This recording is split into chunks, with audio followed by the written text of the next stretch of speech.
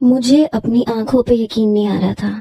ابھی بھی لالا رخ کی آنکھوں میں بارش کو دیکھ کے وہی خوف تھا. میں نے کھڑکی سے باہر منہ نکالا اور اسے زور سے پکارا.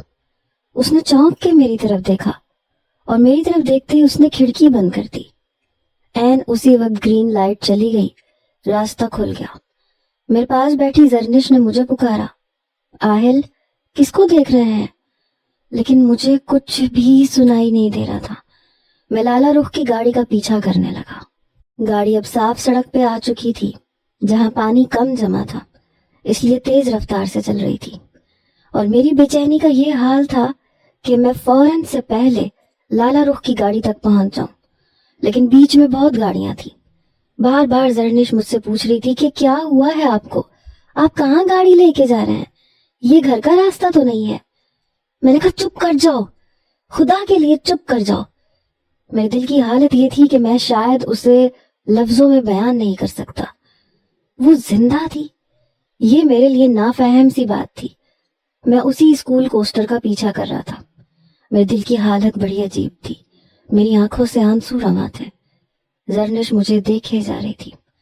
اس کے بعد اس نے کوئی سوال نہیں کیا. شاید جان چکی تھی. بار بار اپنی انگلیاں چٹک رہی تھی، مجھے دیکھ رہی تھی. بار بار آنکھوں میں آنسو آنے کی وجہ سے مجھے راستہ تک دھندلایا نظر آ رہا تھا. اور اس پہ وہی طوفانی بارش جس نے مجھ سے میری لالی کو چھین لیا تھا.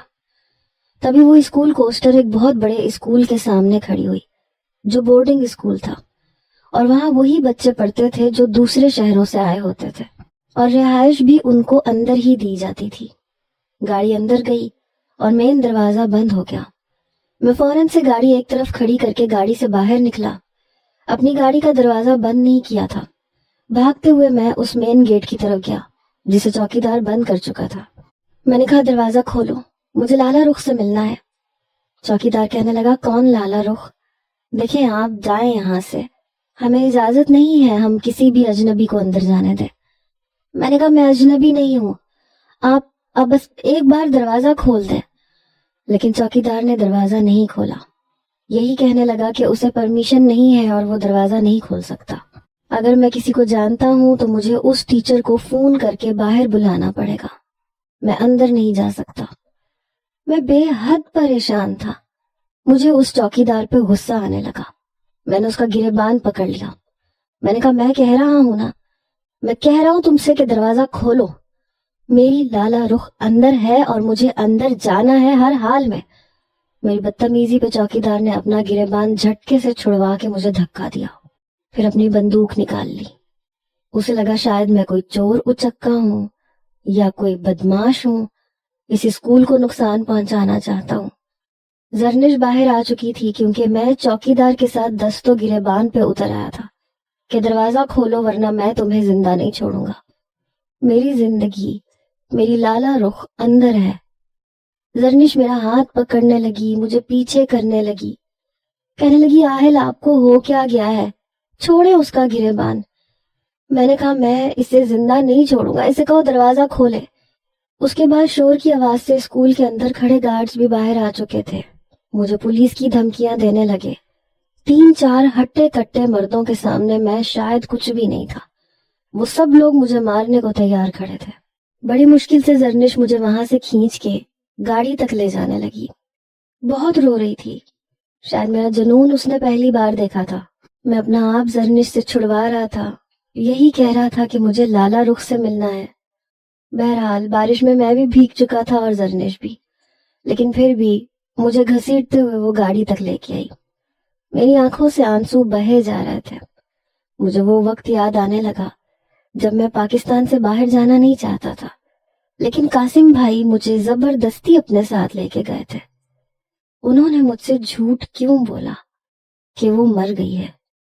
کیوں مجھے وہاں سے لا کر امریکہ میں پھینک دیا کئی سالوں کے لیے؟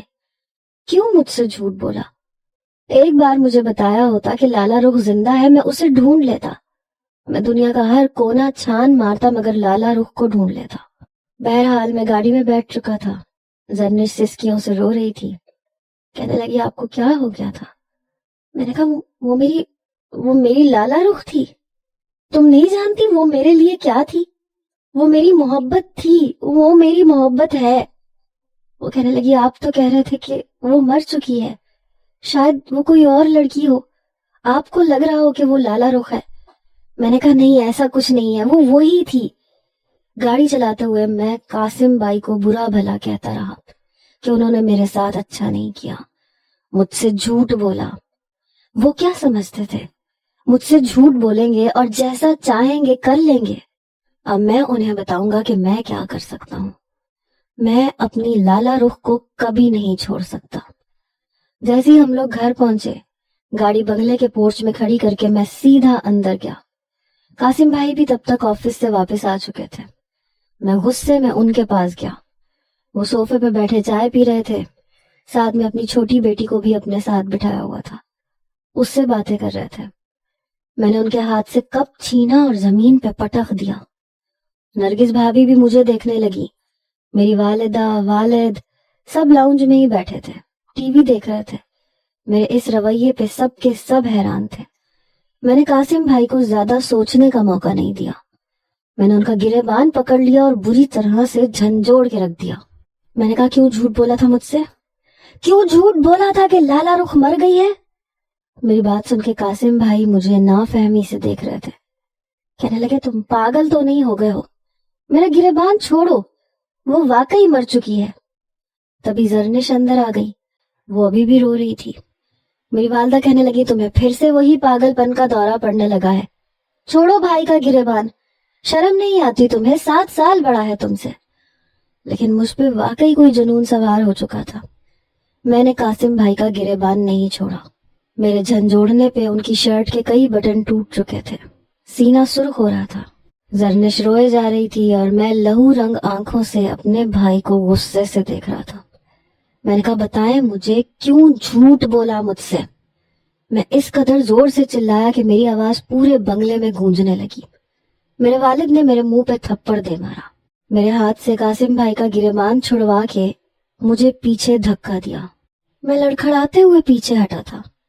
کہنے لگے جھوٹ قاسم نے نہیں بولا، جھوٹ میں نے بولا ہے۔ صرف میں جانتا تھا کہ لالا رخ زندہ ہے۔ تمہیں مارنا ہے تو میں تمہارے سامنے کھڑا ہوں، مجھ پہ ہاتھ اٹھاؤ۔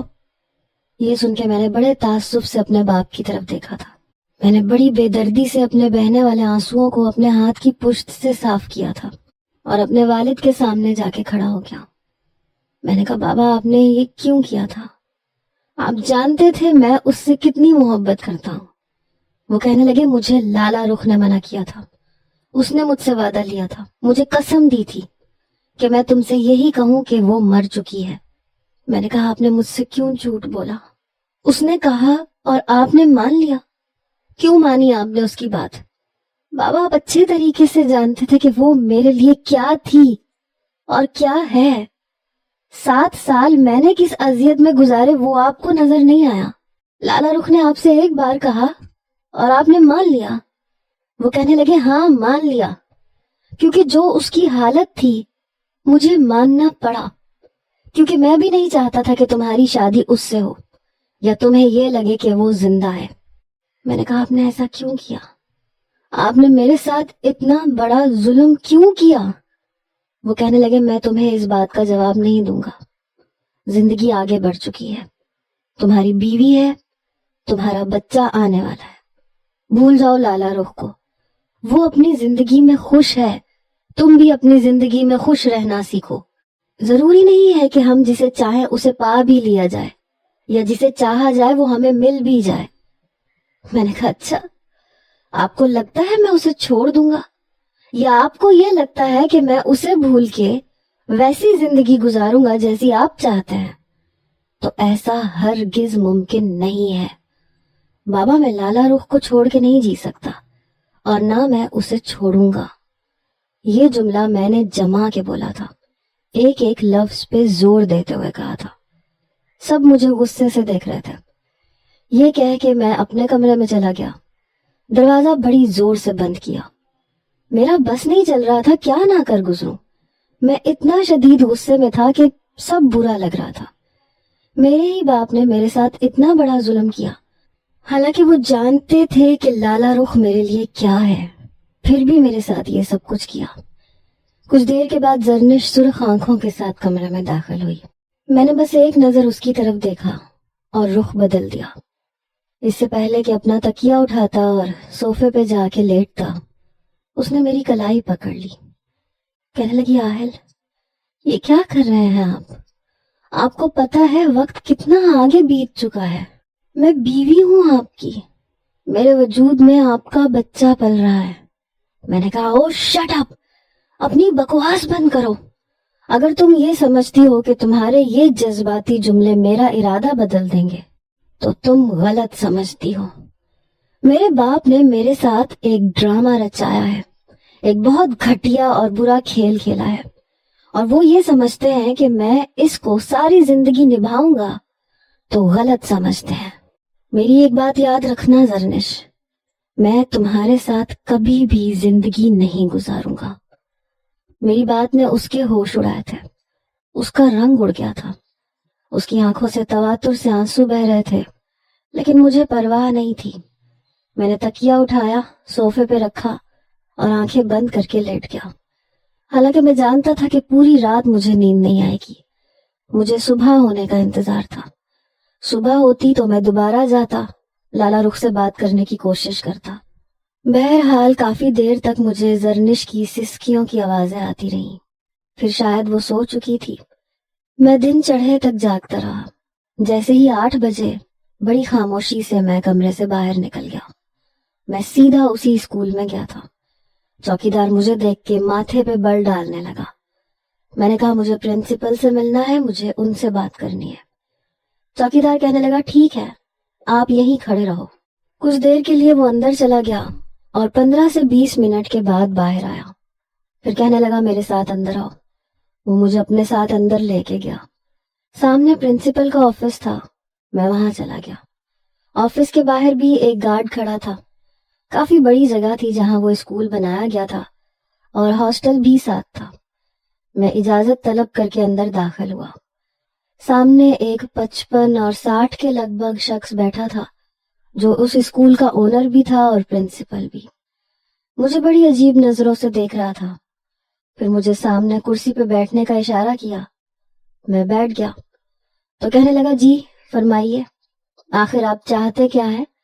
کل بھی آپ نے کافی دنگا فساد کیا۔ میں نے کہا، مجھے لالا رخ سے ملنا ہے، آپ پلیز اسے بلوا دیں، مجھے اس سے بات کرنی ہے، پھر میں چلا جاؤں گا۔ کہنے لگے، وہ کیا لگتی ہے آپ کی؟ کون ہیں آپ؟ میں نے کہا، میں آپ کو جواب دینا ضروری نہیں سمجھتا۔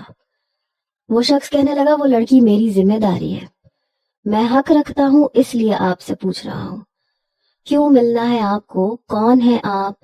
کیا رشتہ ہے آپ کا؟ میں جی بھر کے زچ ہو رہا تھا، غصے کے مارے اپنی مٹھیاں بھینچ رہا تھا۔ میں نہیں چاہتا تھا کہ یہاں کوئی تماشا لگاؤں۔ میں نے کہا، پلیز آپ اسے بلا دیں، وہ مجھے دیکھے گی تو آپ کو بتا دے گی کہ میں کون ہوں۔ پرنسپل نے ایک گہری سانس لی، پھر کہنے لگے، دیکھیں مسٹر، آپ جو کوئی بھی ہیں، صبح مس لالا رخ نے مجھ سے یہ کہا تھا کہ اگر آپ ان سے ملنے آئے تو آپ کو منع کر دیا جائے۔ وہ آپ سے ملنا نہیں چاہتی، خاص طور پہ اس نے یہ کہا ہے، اس لیے میں معذرت خواہ ہوں۔ میں بنا لالا رخ کی اجازت کے آپ کو اس سے ملنے نہیں دے سکتا۔ غصہ تو مجھے پہلے ہی آ رہا تھا۔ میں نے مکہ اس کی ٹیبل پہ بڑی زور سے مارا۔ وہ شخص بری طرح سے چونکا۔ میں نے کہا، شرافت کی زبان سمجھ میں نہیں آتی تمہیں؟ کیا کہہ رہا ہوں میں؟ لالا رخ کو بلاؤ تو اس کا مطلب ہے بلاؤ، ورنہ تمہارے اس اسکول کی اینٹ سے اینٹ بجا کے رکھ دوں گا۔ میں جو کچھ میں کروں گا تم سوچ بھی نہیں سکتے۔ میرے غصے پہ اس کے چہرے کی رنگت کچھ بدلی تھی۔ پھر اس نے گارڈ کو آواز دی، کہنے لگا، اس شخص کو دھکے مار کے باہر نکالو۔ میں نے کہا، تم اپنے ساتھ اچھا نہیں کر رہے پرنسپل، تم بہت پچھتاؤ گے، تمہیں شاید میری طاقت کا اندازہ ہی نہیں ہے۔ لالا رخ سے تو میں ہر صورت میں مل کے ہی رہوں گا، لیکن اگلی بار تم خود فون کر کے مجھے بلاؤ گے، تمہارا یہ اسکول 2 دن میں بند کروا دوں گا۔ میں اسے جو جو دھمکیاں دے سکتا تھا دے رہا تھا۔ گارڈ مجھے اسکول سے باہر نکال چکے تھے۔ تبھی میری نظر اسی اسکول کی سائڈ پہ بنی ایک عمارت پہ پڑی. شاید ٹیچرز کی رہائش وہاں پہ تھی. سامنے لالا رخ کھڑکی پہ کھڑی تھی. شاید میرا تماشا دیکھ رہی تھی، لیکن جیسی نظروں کا تصادم ہوا اس نے فوراً سے پردہ برابر کر دیا. بہرحال میں گھر نہیں گیا تھا. میں سیدھا اپنے ایک دوست کے پاس گیا جس کا پولیس والوں میں اچھا خاصا اثر و رسوخ تھا. وہ جانتا تھا کہ میں لالا رخ سے کتنی محبت کرتا ہوں. میری ساری بات سن کے اس نے پہلے تو مجھے منع کیا کہ مجھے لالا رخ سے کوئی بھی تعلق نہیں رکھنا چاہیے، نہ ملنا چاہیے، کیونکہ میں شادی شدہ ہوں، ایک بچے کا باپ بننے والا ہوں. لیکن جب میں اپنی بات سے ٹلا ہی نہیں اور میں نے کہا کہ مجھے اس سے ایک بار ملنا ہے، تو اس نے پرنسپل کو کال کروائی. اور جہاں سے کال کروائی تھی، پرنسپل تو کیا اس کا باپ بھی مجھے ملنے سے نہیں روک سکتا تھا. اس بار میں پھر سے لالا رخ کے اسکول گیا. نہ چوکیدار نے مجھے منع کیا اور نہ کسی گارڈ نے. پرنسپل نے مجھے ویٹنگ روم میں جانے کے لیے کہا اور میری بے چینی کا یہ حال تھا کہ مجھ سے وقت کاٹے نہیں کٹ رہا تھا. کچھ دیر بعد کمرے کا دروازہ کھلا. سامنے لالا رخ تھی، لیکن ویل چیئر پہ بیٹھی تھی. اسے ویل چیئر پہ دیکھ کے میرے ہوش اڑ کے رہ گئے تھے. بڑے غصے سے مجھے دیکھ رہی تھی. میں اس کے پاس آ گیا. میں نے کہا یہ کیا ہو گیا تمہیں؟ کہنے لگی جیسے تمہیں تو کچھ پتا ہی نہیں کہ مجھے کیا ہو گیا. تمہاری وجہ سے میں اس حال میں پہنچی ہوں آہل مرتضیٰ. میں یہ سن کے دنگ رہ گیا. میں نے کہا ایسا کچھ نہیں کیا میں نے. تم کیسے مجھ پہ یہ الزام لگا سکتی ہو؟ وہ کہنے لگی تم میرے پیچھے آئے تھے، مجھے دھمکیاں دے رہے تھے. پھر اپنا ہاتھ جوڑ کے کہنے لگی مجھے میرے حال پہ چھوڑ دو، چلے جاؤ یہاں سے. خدا کے لیے میری بچی کھچی زندگی کو سکون میں رہنے دو. میں کہہ چکی ہوں مرتضیٰ انکل سے کہ خدا کے لیے آہل کو کبھی مت بتائیے گا کہ میں زندہ ہوں. مجھے تمہاری شکل سے بھی نفرت ہے. خدا کے لیے چلے جاؤ یہاں سے اور دوبارہ کبھی مت آنا. میں گھٹنوں کے بل بیٹھ گیا اس کی ویل چیئر کے بالکل سامنے. میں نے کہا نہیں، میں نے ایسا کچھ نہیں کیا تھا. ہماری بات ہو رہی تھی اور تم مان گئی تھی. تم مجھ سے شادی کے لیے مان گئی تھی. اس رات جو کچھ بھی ہوا تھا وہ ایک حادثہ تھا اور میں تمہیں چھوڑ کے نہیں جانا چاہتا تھا، لیکن قاسم بھائی مجھے زبردستی لے کے گئے تھے. لالا رخ میں آج بھی تم سے محبت کرتا ہوں، بالکل ویسے ہی چاہتا ہوں جیسے پہلے چاہتا تھا. خدا کے لیے میری بات کا اعتبار کرو. میری آنکھوں سے آنسو بہنے لگے. جیسے میں نے اس کا ہاتھ پکڑنا چاہا اس نے اپنا ہاتھ پیچھے کیا، اپنی ویل چیئر پیچھے کر لی. کہنے لگی نہیں، میں نہ کل تم سے پیار کرتی تھی اور نہ آج کرتی ہوں. جاؤ یہاں سے، آئندہ کبھی مت آنا. میں صرف تم سے یہی کہنے کے لیے آئی ہوں کہ میری زندگی کو تنگ مت کرو. تمہاری وجہ سے میں پوری برباد ہو چکی ہوں، کچھ نہیں بچا میرے پاس، اس لیے مجھے مزید برباد مت کرو. بچوں کے ساتھ میرا دل لگ چکا ہے. میں یہاں بچوں کو پڑھاتی ہوں. زندگی پرسکون گزر رہی ہے. میرے لیے زندگی کو اجیرن مت بناؤ. میں نے کہا تمہیں لگتا ہے نا کہ تمہارے اس حال کا ذمہ دار میں ہوں؟ تو ٹھیک ہے، میں نے تمہیں اس حال میں پہنچایا ہے تو تمہیں سنبھالوں گا بھی میں ہی. یہ سن کے وہ مجھے غصے سے دیکھنے لگی. کہنے لگی نفرت کرتی ہوں میں تم سے. چلے جاؤ یہاں سے واپس اپنی بیوی کے پاس. یہ سن کے مجھے دھچکا لگا. اسے کیسے پتا کہ میں شادی شدہ ہوں؟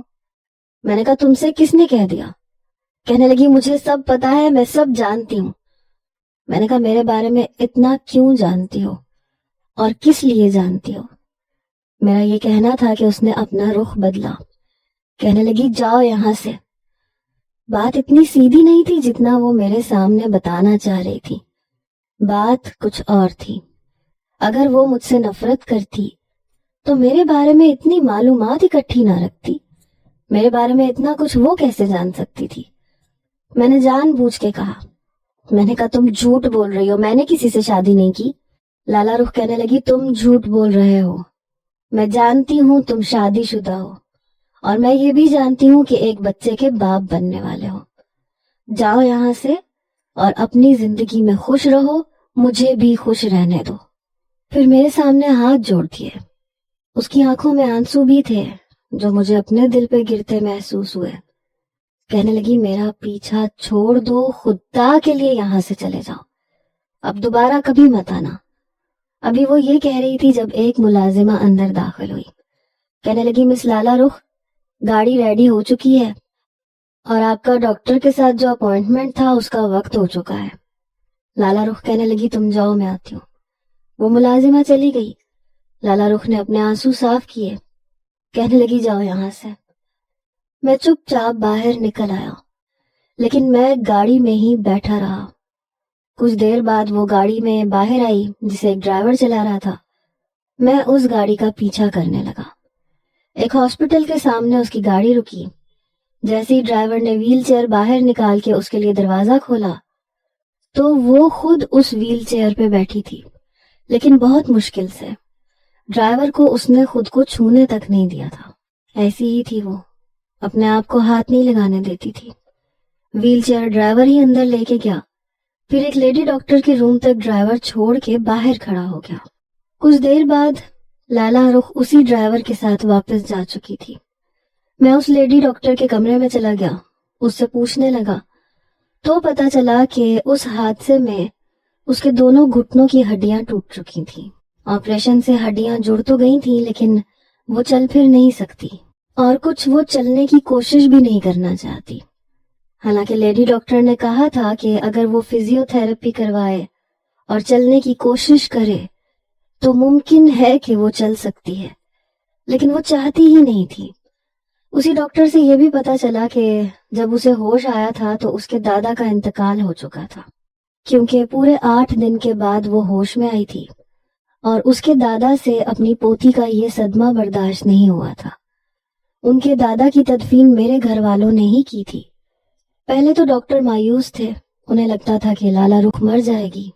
8 دن کے بعد ڈاکٹر نے میرے والد کو فون کر کے بتایا تھا کہ لالا رخ کو ہوش آ گیا ہے، لیکن جب میرے والد ہاسپٹل پہنچے اور دیکھا کہ وہ ایک معذور لڑکی بن چکی ہے تو انہوں نے مجھ سے جھوٹ بولا اور اس سے بھی یہ کہا کہ میں تمہاری مالی امداد تو کر سکتا ہوں لیکن تمہیں اپنی بہو کبھی نہیں بنا سکتا، اس لیے آہل کو تم کبھی مت بتانا کہ تم زندہ ہو۔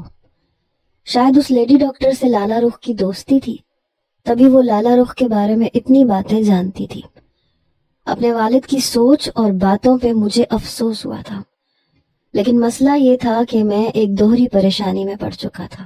ایک طرف لالا رخ تھی جس کی حالت کا ذمہ دار میں تھا اور میرا باپ تھا، اور دوسری طرف زرنش تھی جس کے ساتھ میں ہر تعلق قائم کر چکا تھا۔ وہ میرے بچے کی ماں بننے والی تھی۔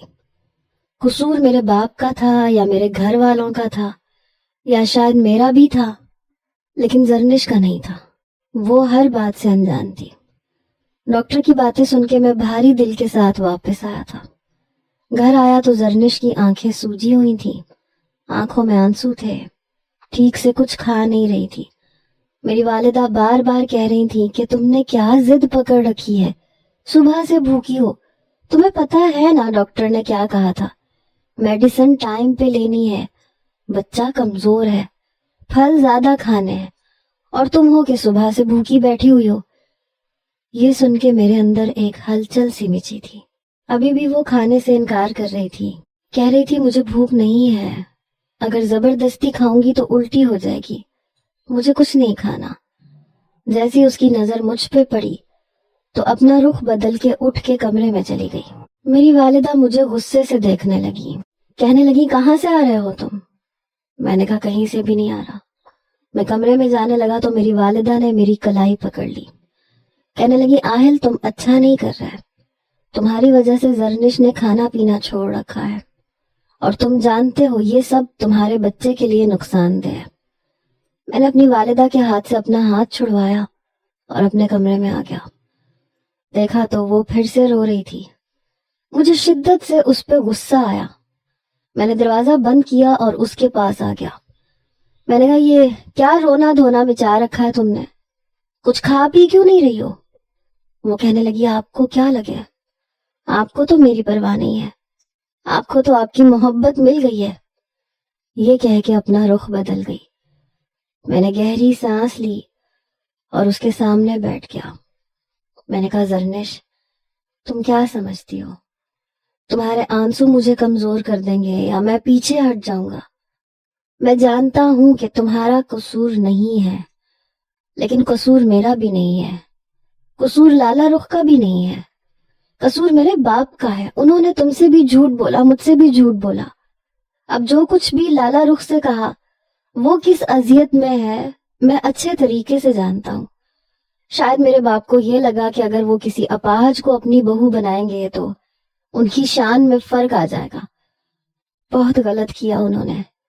ایک بار مجھے بتاتے تو صحیح کہ لالا رخ زندہ ہے، میں اسے اپنا لیتا، میں اسے اسی حال میں اپنا لیتا، کیونکہ وہ میری وجہ سے گری تھی اور اسے ٹھیک کرنے میں بھی میں اس کی مدد کرتا۔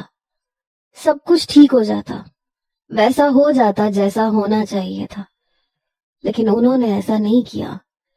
انہوں نے لالا رخ کو یہ کہا کہ وہ میری زندگی سے دور چلی جائے، کبھی میرے سامنے نہ آئے، کیونکہ وہ معذور ہو چکی ہے، وہ میری لائف پارٹنر نہیں بن سکتی۔ میری بات وہ چپ چاپ سن رہی تھی۔ میں نے کہا تم بتاؤ کیسے اسے تنہا چھوڑ دوں؟ زرنش کہنے لگی تو پھر مجھے چھوڑ دیں گے کیا؟ میرا بھی تو کوئی قصور نہیں ہے۔ میں نے کہا میں تمہیں بھی نہیں چھوڑ سکتا، تم بیوی ہو میری، میرے بچے کی ماں بننے والی ہو۔ زرنش مجھے دیکھنے لگی، پھر کہنے لگی آہل، میں مزید کوئی آزمائش نہیں دوں گی، میں کبھی بھی سوکن برداشت نہیں کروں گی۔ یہ سن کے میرے تن بدن میں آگ لگ گئی۔ میں بہت پیار سے اسے سمجھانا چاہتا تھا، لیکن وہ بات سننے سے پہلے ہی انکار کر چکی تھی۔ میں نے کہا کیا مطلب ہے تمہارا؟ دیکھو میں لالا رخ کو کبھی بھی نہیں چھوڑ سکتا اور نہ میں اسے کبھی چھوڑوں گا۔ میرے حتمی فیصلے پہ وہ فوراً بیڈ سے کھڑی ہو گئی، کہنے لگی ٹھیک ہے، پھر مجھے چھوڑ دو۔ اپنے آنسو صاف کرتے ہوئے وہ الماری کی طرف بڑھ گئی، اپنے کپڑے نکالنے لگی۔ میں نے اسے بازو سے پکڑا اور اسے اپنے مقابل کھڑا کیا۔ میں نے کہا یہ کیا کہہ رہی ہو تم؟ کہنے لگی چھوڑے مجھے آہل، مجھے نہیں رہنا آپ کے ساتھ، میں ایک بٹے ہوئے انسان کے ساتھ زندگی نہیں گزار سکتی۔ میں نے کہا کہیں نہیں جاؤ گی تم، لیکن اس نے میرے ہاتھ سے اپنا بازو چھڑوایا۔ کہنے لگی نہیں، میں نہیں رہوں گی آپ کے پاس، بس ایک چوائس ہے آہل، یا میں آپ کا بچہ یا پھر لالا رخ۔ میں نے کہا تم بھی، میرا بچہ بھی، اور لالا رخ تو ہے ہی۔ وہ بڑی تیکھی نظروں سے مجھے دیکھ رہی تھی، پھر آنسو چھلکانے لگی، کہنے لگی میں یہاں سے جانا چاہتی ہوں۔ میں نے کہا زرنش بہت سوچ سمجھ کے فیصلہ کرنا، میں اپنا بچہ کبھی بھی تمہیں نہیں دوں گا، اور نہ تمہیں اس چیز کی اجازت دوں گا کہ تم میرے بچے کو ضائع کرواؤ یا کوئی بھی الٹا سیدھا قدم اٹھاؤ۔ تم مجھ سے اچھی طرح واقف ہو، میرے غصے سے بھی اچھی طرح واقف ہو۔ میرا لہجہ نہایت غضبناک تھا۔ کہنے لگی میں جانتی ہوں آپ کی نظر میں میری کوئی اہمیت نہیں، میں آپ کی محبت تھوڑی ہوں، صرف آپ کے بچے کی ماں ہوں۔ آپ کو صرف اپنے بچے کی پرواہ ہے، میری نہیں۔ میں نے کہا تمہاری بھی ہے۔ کہنے لگی نہیں، میری ہوتی نا تو لالا رخ کو چھوڑ دیتے۔ اس کی اس بات پہ میں نے کوئی جواب نہیں دیا تھا۔ پھر کہنے لگی میں بچہ پیدا ہوتے ہی آپ کو دے دوں گی، لیکن میں آپ کے ساتھ نہیں رہ سکتی۔ اپنی آنکھوں کے سامنے آپ کو لالا رخ کے ساتھ شدت سے محبت کرتے نہیں دیکھ سکتی۔ اس کی بات مجھے بے معنی لگ رہی تھی۔ میں نے کہا تم ایک نہایت فضول بات کی وجہ سے اتنا بڑا فیصلہ کر رہی ہو، میں تمہاری حق تلفی کبھی بھی نہیں کروں گا۔ کہنے لگی نہیں چاہیے کوئی بھی حق، نہیں چاہیے آپ کا کوئی بھی احسان۔ اس نے دوسری الماری سے اپنا بیگ نکالا اور اپنے کپڑے رکھنے لگی۔ میں نے کہا زرنش بہت سوچ سمجھ کے جانا، یہ مت سمجھنا کہ میں تمہیں لینے آؤں گا یا تمہاری منت سماجت کروں گا۔ ساتھ ساتھ وہ اپنے آنسو صاف کر رہی تھی۔ کہنے لگی میں جانتی ہوں میں آپ کی محبت نہیں ہوں جو میرے بغیر آپ کے دل میں تڑپ اٹھے یا آپ میرے بغیر بے قرار ہو جائیں اور مجھے لینے آئیں۔ آپ کو آپ کی محبت مبارک۔ زرنش نے بیگ کی زپ بند کی، اپنا بیگ زمین پہ اتارا اور گھسیٹتی ہوئی باہر لے گئی۔ پتہ نہیں خود کو کیا سمجھتی ہے، 4 दिन में अकल ठिकाने आ जाएगी तो खुद ही वापस आ जाएगी। मैं मुंह में बुड़बुड़ाया था। फिलहाल तो मुझे लाला रुख की फिक्र थी। मुझे हर हाल में उसे अपनाना था, लेकिन मैं नहीं जानता था कि। जी तो प्यारे प्यारे रीडर्स, क्या लगता है आपको, कौन बनेगी आहिल की लाइफ पार्टनर, लाला रुख या जरनिश? क्या होना चाहिए? क्या आहिल को लाला रुख को छोड़ के अपनी जिंदगी जरनिश के साथ गुजारनी चाहिए, या फिर जरनिश को छोड़ के लाला रुख का सहारा बनना चाहिए? फटाफट से कमेंट्स में बताएं। जिसके कमेंट्स में जिस लड़की के हक में ज्यादा वोट हुए वो ही बनेगी आहिल की लाइफ पार्टनर। अल्लाह हाफिज।